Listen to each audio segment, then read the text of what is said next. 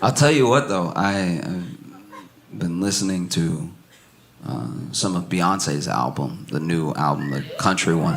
And everyone has what feels like a lot of feelings. Like some people are like, this isn't country. Some people are like, what a beautiful country album. You know, so.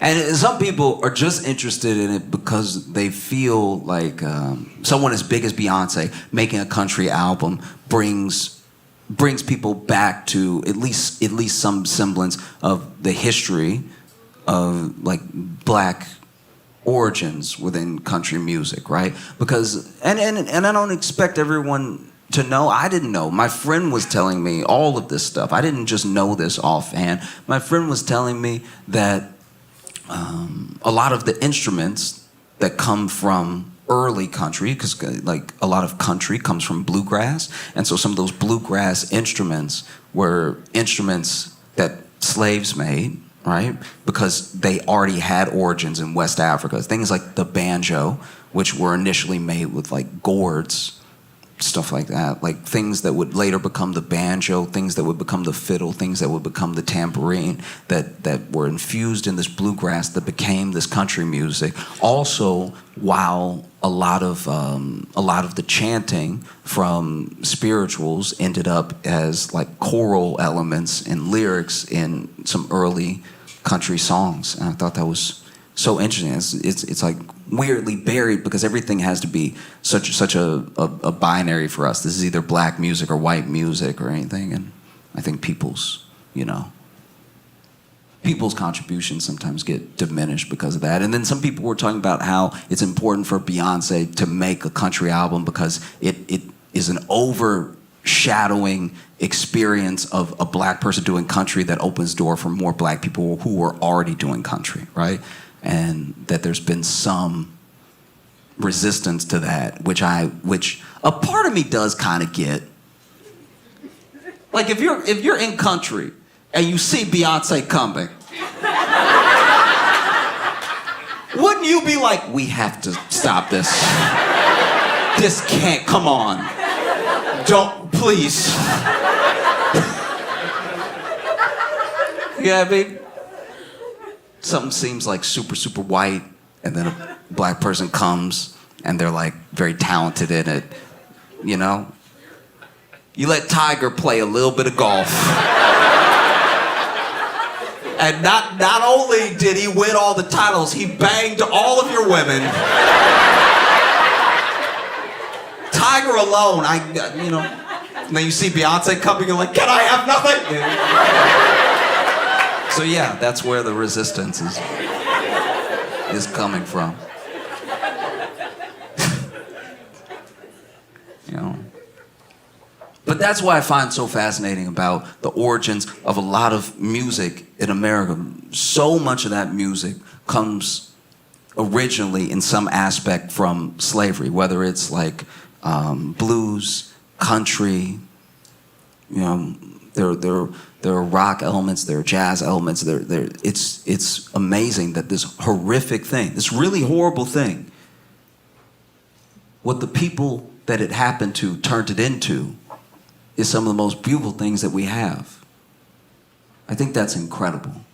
I really do. I actually think about it a lot because I don't think that everyone would be able to do that. Like, what if the roles were reversed?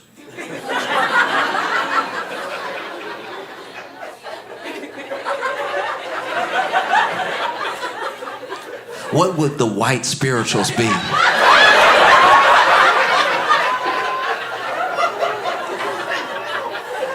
Because we can't take this lightly. We cannot take this lightly.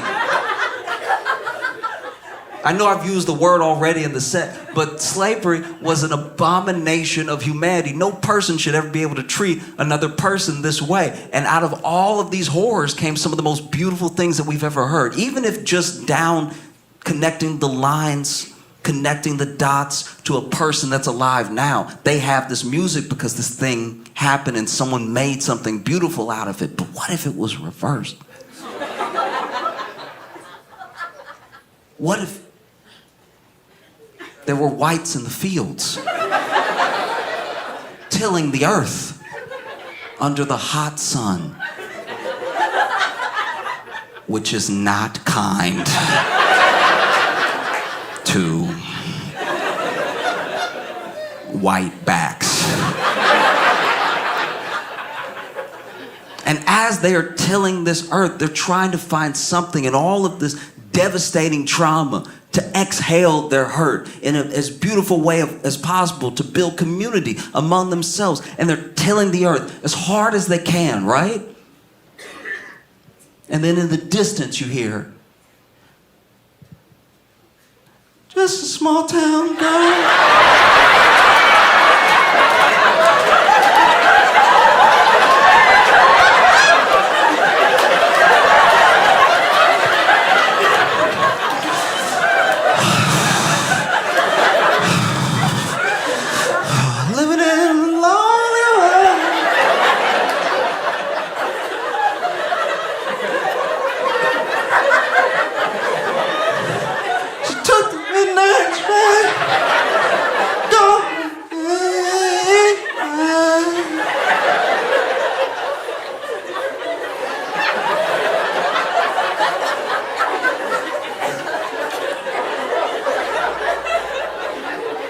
Slave Master Jamal comes out.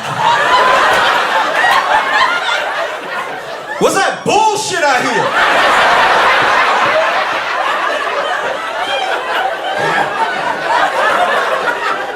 Yo, everybody get back to work, for real. Ain't nobody playing with y'all.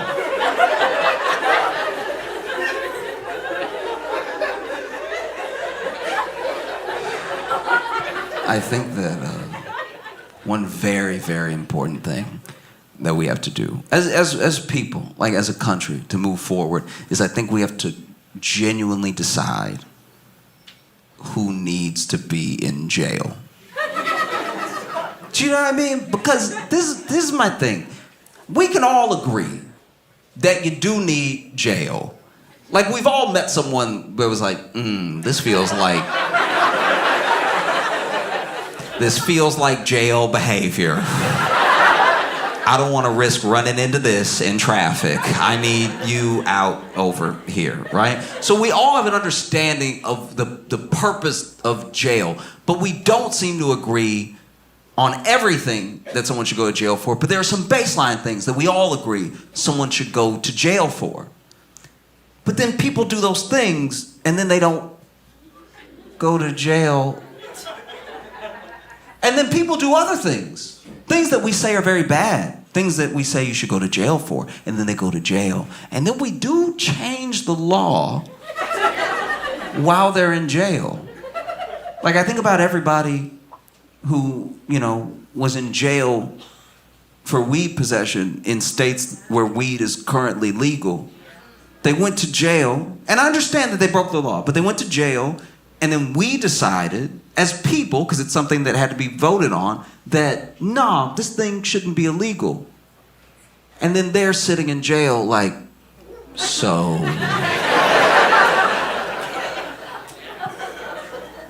what about me? Oh, no? Okay, I'll stay. Wow. Like, I had a friend who went to jail for, weed possession, right? And he did have a lot. He had quite a bit on him. He had, I'll call it an entrepreneurial amount.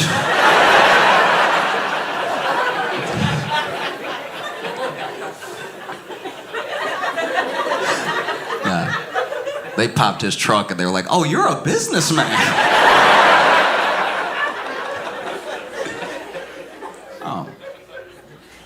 And he went to jail, and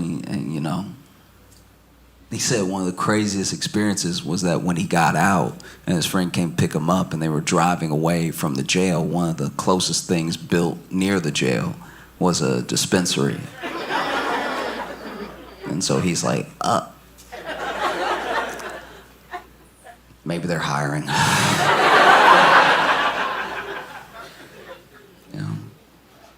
Because we all know people in theory, who should be in jail and aren't. You know what I mean? We've all worked with somebody who we know is crazy. Somebody who is like, if anybody gonna shoot up the job, it's gonna be him. And we all know, people in different departments are like, have you met him? Stay away. Don't make eye contact. He crazy, right? Then you go home, you watching Hulu documentaries about true crime and stuff, and then you watching a documentary like, that's everything Kevin do. I guess we just have to wait for him to do something jail-worthy, but all the general habits he does have. You know? I had my own experience. I was at a diner, and I was eating, truly minding my own business, and then there was this guy sitting across from me, and the guy sitting across from me got his meal, and he had soup, and I want to be clear, he had a spoon. That's very important.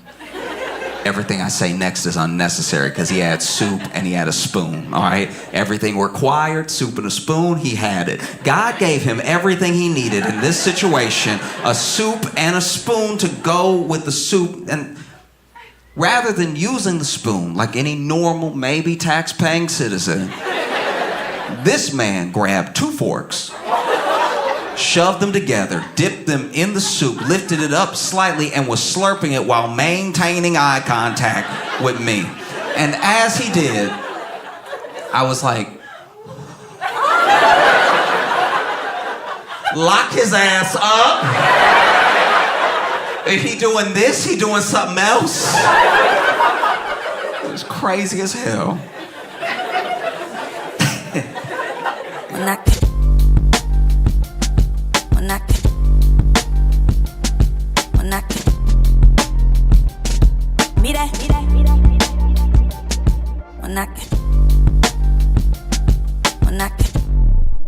Give it up for Josh Johnson.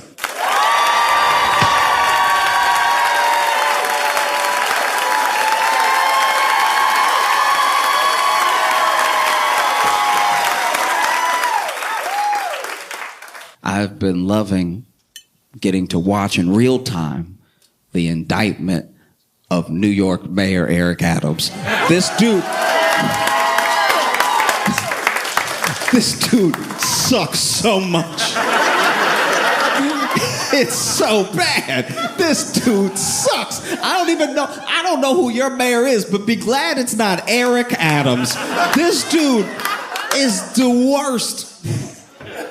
He's so corrupt. And it's like corruption. This is what's disappointing about Eric Adams' corruption, is that it's like petty. Do you know what I mean? We expect politics to be corrupt. It says a lot that we do, but a part of us, do you know what I mean? And what does that say about us to a certain degree? I think about that a lot. What does that say about our expectations, that we expect corruption? You know what I mean? At lots of levels, you know? City councilman did this thing, president did this thing, whatever it is, we expect it. And then when people run, we don't really believe in them. Maybe if someone can make us believe in them along the way, that's the person that we vote for, because we're like, wow, this person's different. But different from what? The expectation is corruption, you know? And he's corrupt in a way that's truly disappointing.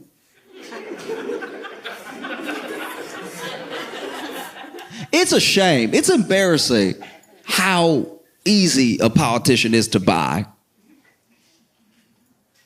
You could lease a new Subaru, or you could buy a politician depending on the position of the state. The things these people go down for, we're talking not money if we're talking politics, right? Like if I was a senator and I wanted to be corrupt, you'd have to get me good. You have to take care of me, because I might lose my job. I might go to jail. I need a nest egg to protect me. You know, something to look forward to while I'm in jail doing all that time for doing you a favor and being corrupt. Like, that's why I don't agree with it, and I'm glad he's going down for it. But Menendez makes sense. He took gold bars. That's cartoonish corruption.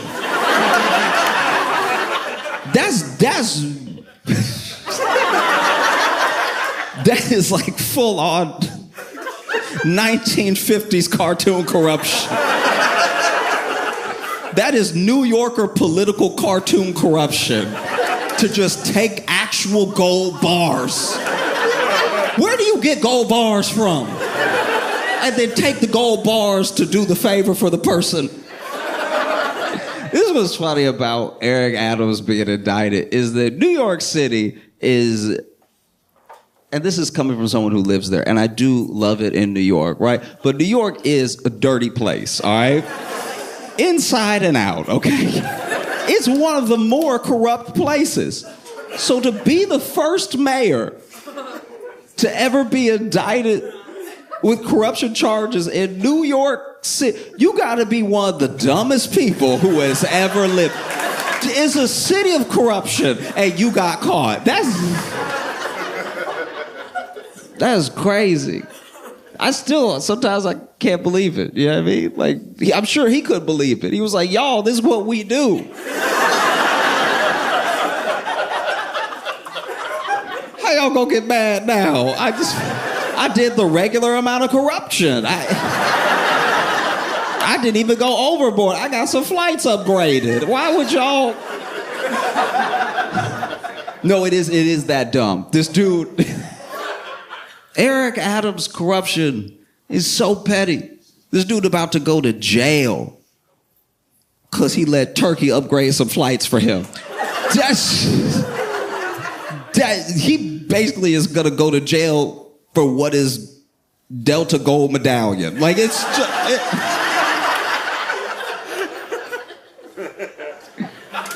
It's very petty. Some nice meals, some flights. That's great that our mayor, New York's mayor, all it took to buy him was just treat him like a bad bitch for a night. Like, do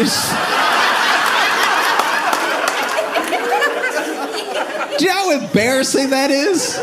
Do you know how much money is in New York? I need at least 6 skyscrapers to be as corrupt as Eric Adams. I'd be like, take care of me. No, I need land. What are you talking about, a flight? A flight where I might fall asleep and miss my corruption? No. Because sometimes you get upgraded by your airline, you get all excited, you like, oh, I'm sitting in, got the extra leg room and everything. I can kick for no reason and stuff. And then you wake up at the destination and you're like, dang, I didn't even enjoy the free glass of champagne and orange juice. That's his level of corruption. It's so dumb. He sucks. But Eric Adams started as a cop, right? And I actually watched this video of him. It was a very entertaining watch. Basically, when he was a cop, he did a video. Maybe he was still a cop. I don't know. Maybe it retired, but anyway, he used his police expertise to make the video. And it's basically a video where he shows parents how to search their children's rooms for drugs and guns, right? And the thing that's amazing about it is that clearly one of two things happened. Either Eric Adams told whoever was shooting the video to just go fill a room full of crack,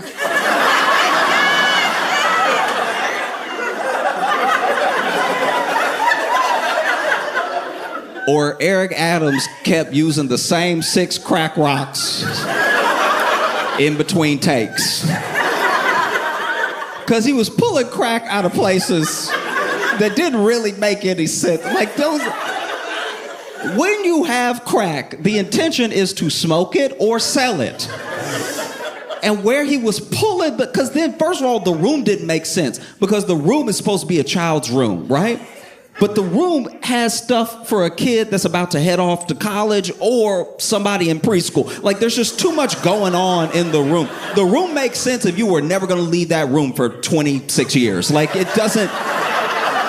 The room did not make sense at all. So then Eric Adams would do weird stuff, like he'd be like, looks like a regular tricycle, right?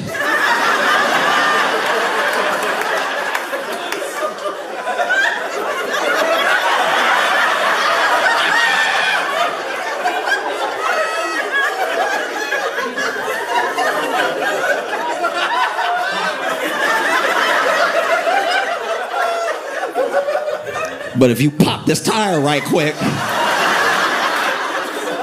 you pop this tire, pull it out, what do we find? Crack cocaine.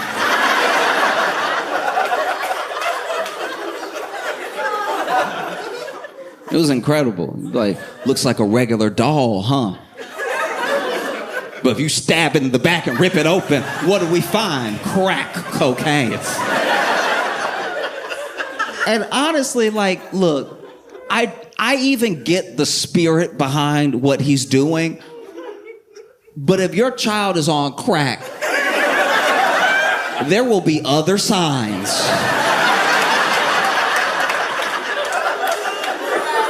Besides a heavy tricycle wheel.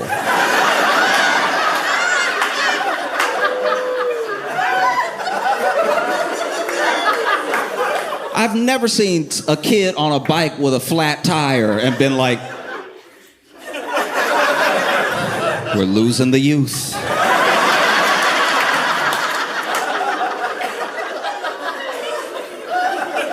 It's insane. This dude is over here going, a simple jewelry box.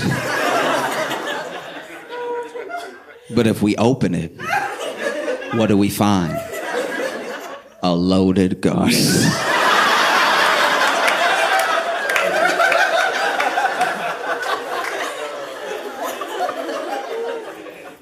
A pillow? You gave your child a pillow? And thought that they weren't gonna do the worst with it? You reach in that pillowcase, what do you find? A Glock. My favorite was standing near a bookcase. And he didn't say these words exactly, but the feeling that I got when I was watching him was just, you think your child reads?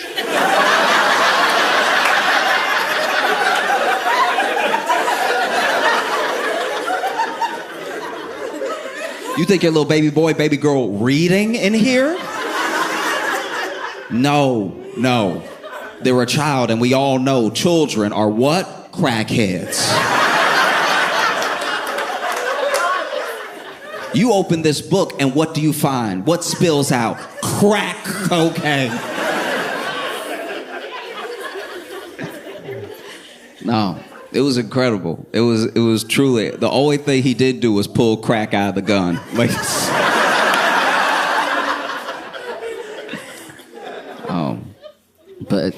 and I can't stress this enough. Eric Adams is like terrible. He really is. Like, he really is. He's the worst. It's so bad. He sucks. He sucks so much. You should be so glad he's not your mayor. Like, that's... Oh, man. I'll be honest with you. I didn't do the research. I don't know who your mayor is. I just know it's not Eric Adams. So you got 2 legs up on New York City. This dude, first of all, when he was running, he was corrupt. This dude was running, and he was already doing stuff where we were like, if it's not illegal, it's weird. This dude told the story of, because, he's a cop, and he reminds everybody all the time they used to be a cop, right? And it depends, because he does a thing that's real sneaky. He's really good at it, right? Where he was a black cop. So in some rooms, he's black. In some rooms, I used to be a cop. And never the 2 rooms shall meet. If like...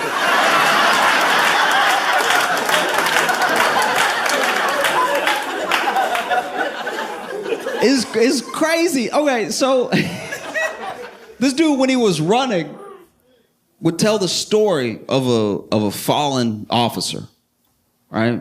His friend that he loved dearly, who died in the line of duty, and he loved his friend so much that he keeps a picture of him in his wallet with him all the time, right? And it's a heartwarming story because no matter your feelings on cops, no matter your feelings on like the criminal justice system, I think everyone can understand what it's like to lose a friend, right? You can understand what it's like to lose, especially when you lose a friend when you're both in danger. Maybe you both were in the military together. Maybe you're both cops. Maybe you served in some way and then you lost your friend. And no one's going to know what that was like except for people who it also happened to, right? And he kept the picture in his wallet.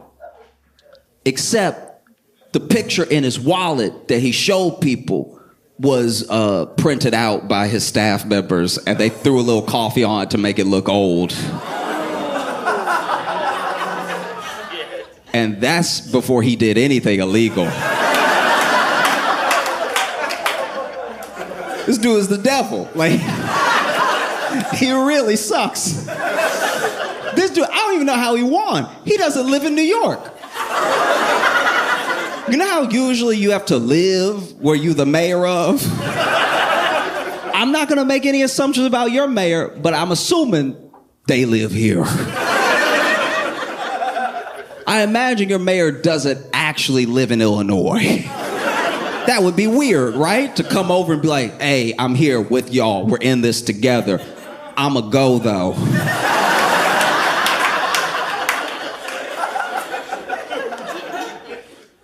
Dude lived in Jersey. And then it got outed that he lived in Jersey. And so at the last second, he had the New York Times try to help him cover it. And they did a profile of him at his house in Brooklyn that he was clearly walking into for the first time.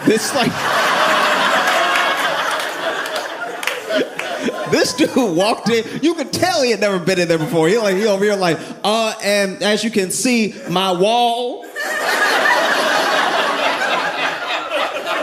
If you don't have one, you gotta get one. All right, these walls are fire.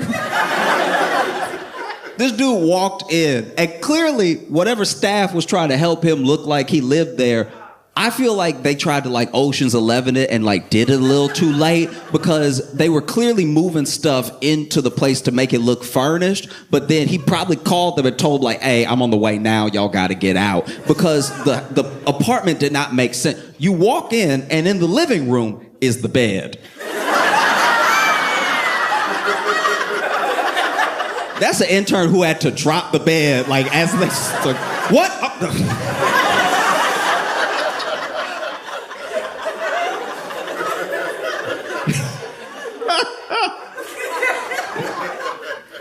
And then, you know, they go, he opens the fridge because he really tried to do this MTV Cribs for the New York Times, right? And so then he opens the fridge and he's like, blat out my snacks, right? And there is way too much meat for Adams to be a vegan.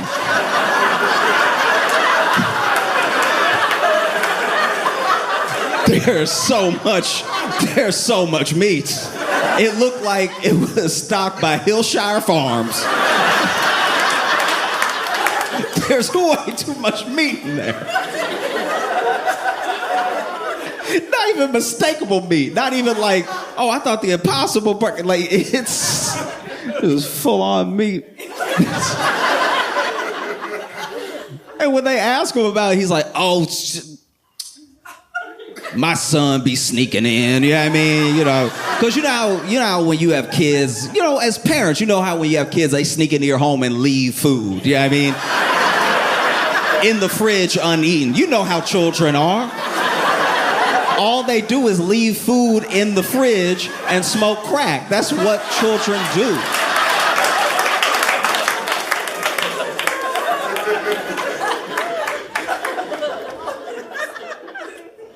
This dude is the worst. This man brought back stop and frisk.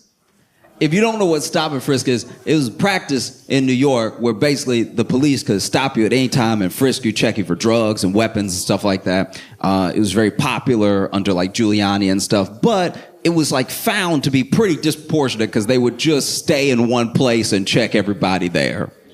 You know? So it was just black and brown people. It was mostly black and Hispanic people that were like stopped and frisked. And it didn't even really work because the people with guns and drugs were like, I'll stay home. You know, they found when they did studies on it that, you know, more often than not, it was men, over 9% men. So it's like 99.3% men of the stop and frisk. And then also in the 90s were black and brown people. So it was like, I think like 5% white, right?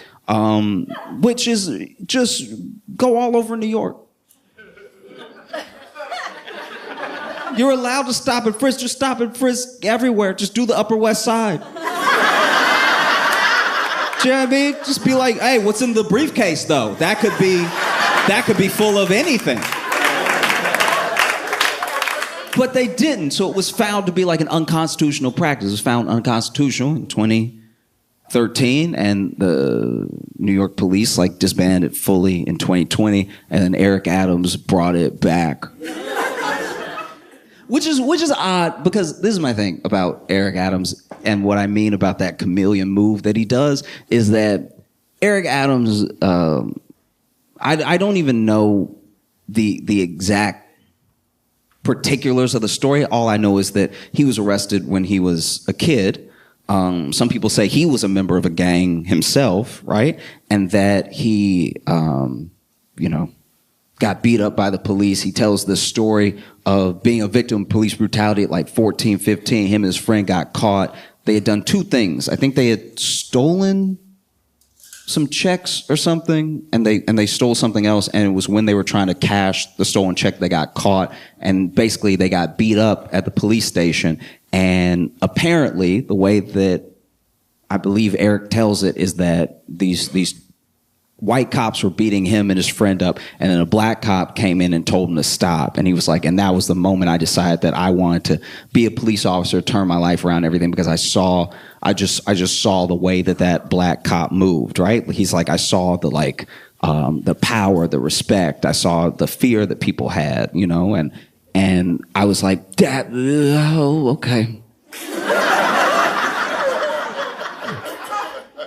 It's a weird thing to pull from that lesson, but all right. We're all our own people. And so it's weird to me that he's so adamant about being punitive as someone who grew up the way that he grew up. It's very odd that he doesn't see himself in any of the youth that he wants to arrest or wants to punish. Like and that's even only part of why he sucks. Like, he sucks. This dude sucks so much. He's the worst.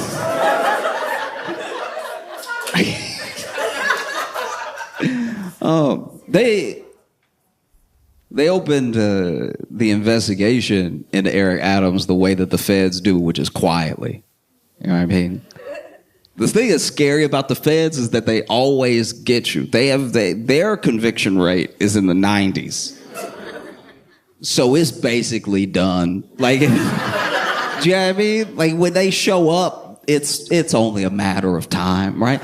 And the feds opened an investigation into them, and this is like a year ago, that they came through and they were like, hey, we're gonna need everybody's cell phone.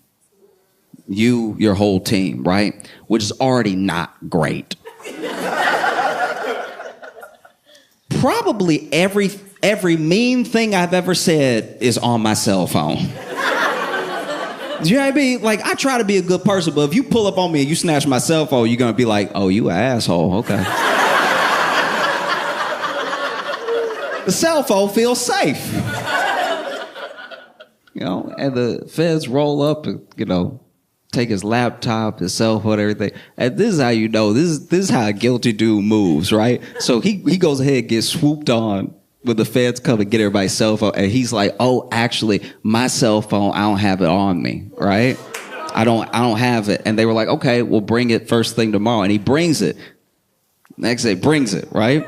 And then he's like, actually, I had changed my password to keep my aides out of my phone, because you know how aides are, always trying to face ID you and see what your business is and everything, even though you email them personally and stuff. But like, try keeping my aides out of my phone. So went ahead and I'm giving it to you now, but just know that I had to change the password, keep my aides out of my phone, and I just forgot it. this dude moves like a man who cheats. Like, that's crazy. And the feds basically had so much on them that they were like, oh, we don't need your phone. Because we have every other phone that you text.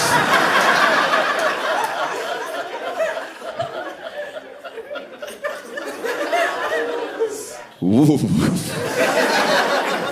There's even instances of Adam's aides knowing things were illegal and then being like, y'all, this is illegal. They said it in the text, but y'all, this is illegal. I don't think he'll want to do it. And then you know that text bubble? He'd be like, hey, this is illegal. I don't know if he'll want to do it. And then the person from Turkey or wherever would be like, are you sure? And then the text bubble.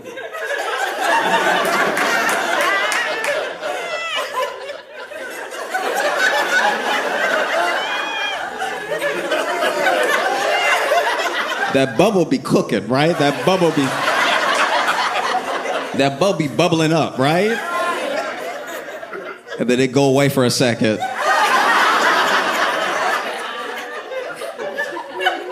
And then it come back and be like, never mind, he's down.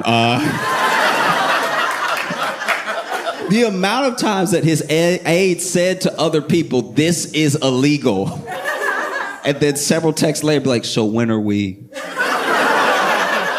It was incredible, man.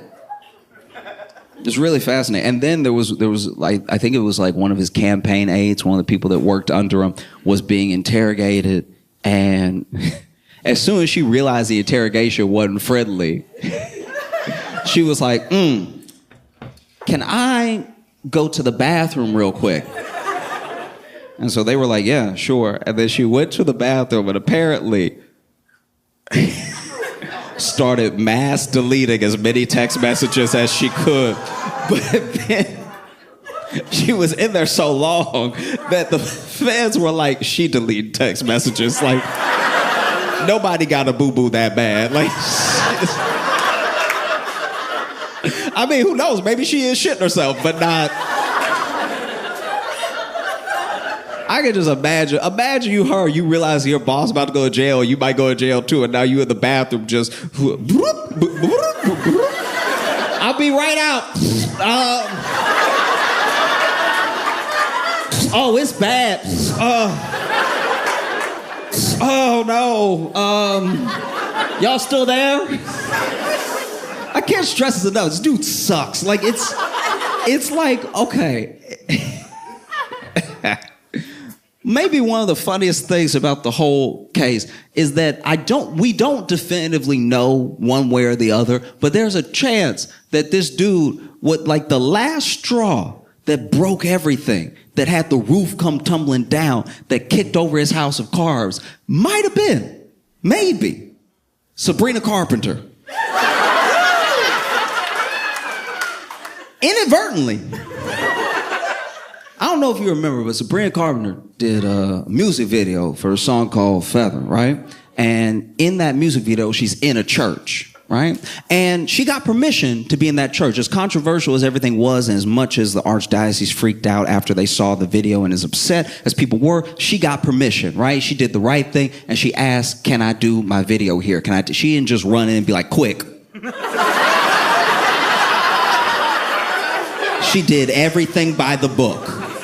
Right? And the person that allowed her was a Monsignor, right? This Monsignor gave permission, shooting the church and everything. And then when the video comes out, obviously the archdiocese is all upset and stuff. They're like, nothing provocative or sexual should be in a church.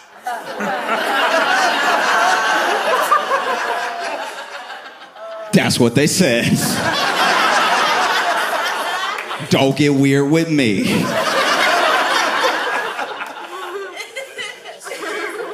And so then they demoted the Monsignor. That's how mad they were, you know? They didn't fire him because I guess it's impossible to get fired at a church. You know, anybody else, any other job, they would have been like, you gotta go. But Catholic Church, they're like, no, we'll move you, don't worry. And basically, one of the things that came from that whole thing, especially how public it was the feds subpoenaed the archdiocese over the Monsignor because he had connections, like as in a relationship or maybe even a business relationship with Eric Adams' chief of staff, right? And so they were like looking into it, and then Sabrina Carpenter's moved on. She just sort of like, oh, I didn't realize it. Whoops. And I don't know. I think that people don't realize how much trouble Eric Adams is in, because this isn't like a police thing. This isn't like a local police or something. Like local police could run cover for a mayor.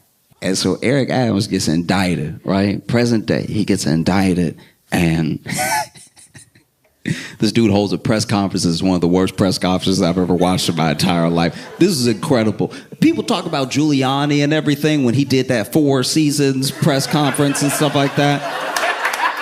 Not gonna lie, this one put that one to shame, okay?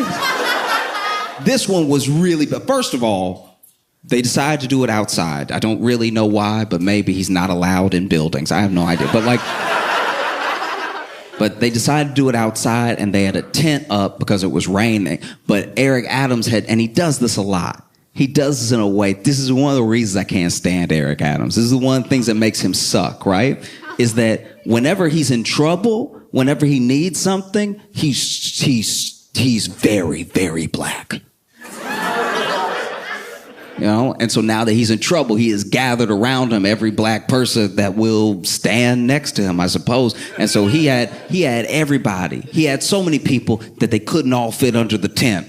So now there are some people getting rained on halfway, just trying to lean in and everything. Do the one-sided thing.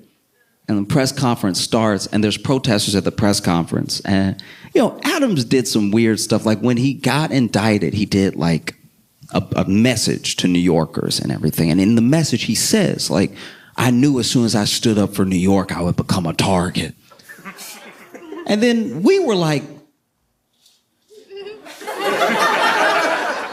when did you stand up and who is targeting you? Like, this is odd. I've heard this language before, but I've never seen it make less sense since the last time I heard it. Yeah. And finally, you know, he goes ahead, he's doing press conference and stuff, and there's protesters there. And the protesters are screaming at him. They're like, you're an embarrassment. Don't try to act black now. You brought back stop and frisk. You brought back every policy that came down hard on the black community, but now you want to be black because you're in trouble and you want us to back you up and everything. And they're yelling. And the whole time, Eric Adams like, You ever been at a restaurant and there's a couple trying not to fight? And then finally, one of them can't take it anymore, and she stands up, and she's like, you cheating bastard, or whatever. And then he's like, It was that. And so he just stands like, okay. And then he lets people speak for him, right? So his pastor speaks, and his other pastor speaks, and I think another pastor speaks. You go to extra church when you're in trouble, right? So then pastor after pastor after pastor are speaking, right? And all the pastors are like, hey, listen, we don't even know. Everybody has to have their day in court. Like, no one is actually professing this dude's innocence. Everybody's like, yeah, you can't judge lest ye be judged.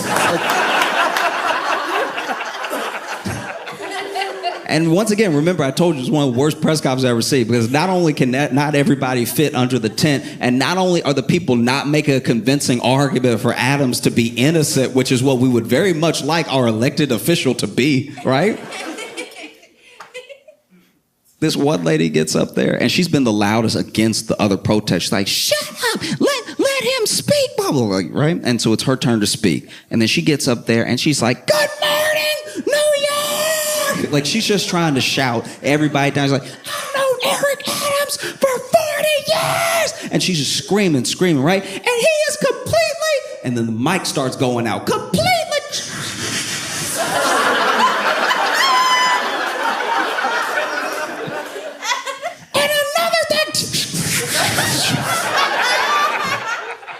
and he's not corrupt with a...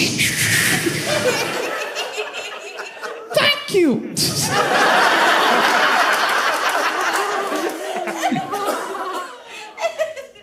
And then the dude went up there, and I don't really know what his position was. I don't know. He might have just been a black dude Eric Adams pulled that day, because this guy gets up there and he goes, good morning, New York. Good morning, New York. I've known Eric Adams for years, and he is, for 64 years, he has loved and served New York, and we cannot throw away 64 years over 5 indictments. He is 64. And I was like, where's the logic going here?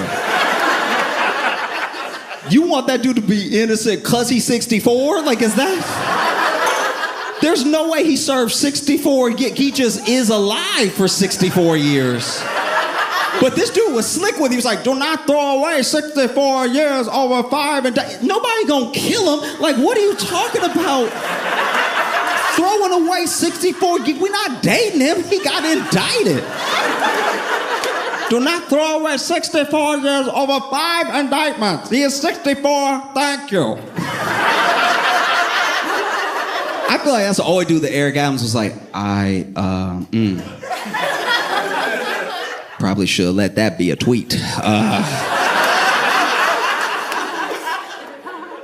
And then it's Eric Adams' turn, right? And then counter-protesters are yelling. They're like, you're an embarrassment. You're an embarrassment to black people. You are an absolute embarrassment to the city, okay? You trying to make it a black thing. It's not a black thing. It's a you thing. You're corrupt. You're corrupt by yourself. It's not a black thing. It's a you thing, right? This dude's screaming. And he's like, what? Why is anything you're saying different from Trump? You talking about you stand in the way. Stand in the way of what? You corrupt by yourself, right? And then Eric Adams like, and then he starts taking questions, right? And some of the questions were, you said that as soon as you stood up for New Yorkers, you would become a target. Who do you think you're a target of? Like Homeland Security, or what? There are government bodies that are serving you this indictment. Who do you think is targeting you, and why? And then he was like, that's a question for the federal government.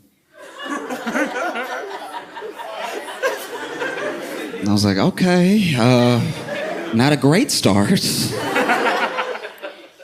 And then he goes, let me just get something clear right now. All right?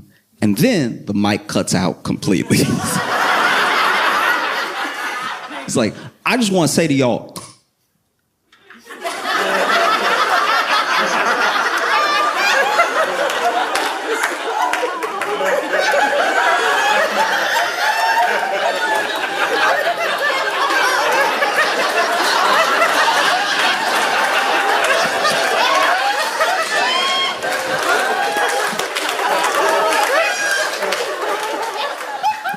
that's all I gotta say.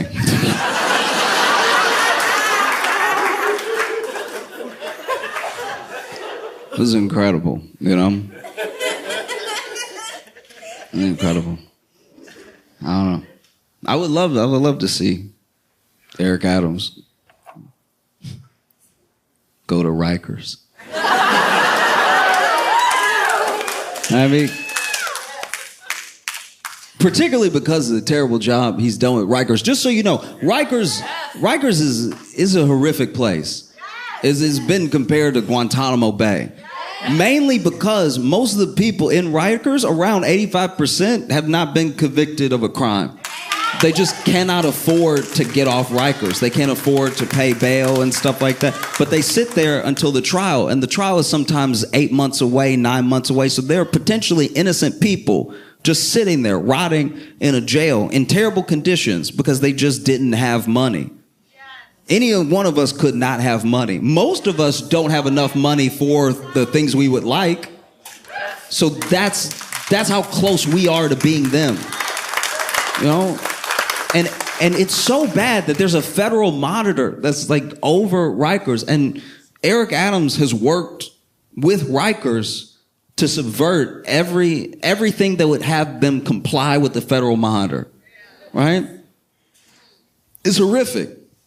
And all they've really done is like try to throw money and staffing at the problem, but then money and staffing have become the problem because now Rikers is such a cushy job that there are a lot of people who don't show up for work. So now they really are wasting money because they'll be understaffed on a day where everyone is scheduled and then everyone calls in sick. And then people die at Rikers. People die every year at Rikers. You know? It's absolutely insane. And the staffing, if I'm correct, maybe I'm wrong, right? But last time I looked it up, the staffing was like 2 to 1. Right. No jail has 2 to 1. Right. No jail anywhere has 2 to 1, you know? And so what a poetic thing it would be, you know, for the guy that a year ago gave the key to the city to Diddy.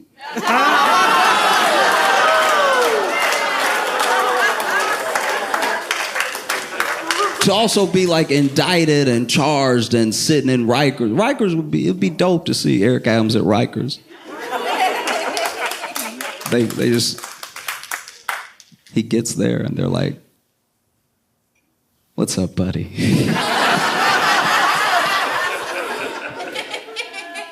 "Let's talk." Oh. And so many people have resigned too. So many people have resigned from Eric Adams' administration that I don't know who works at New York anymore. It's a lot of people. People nobody was talking to, by the way. Like people who just are like, I'm just in charge of the library, but I'm gonna go because the block is hot. I don't want these problems.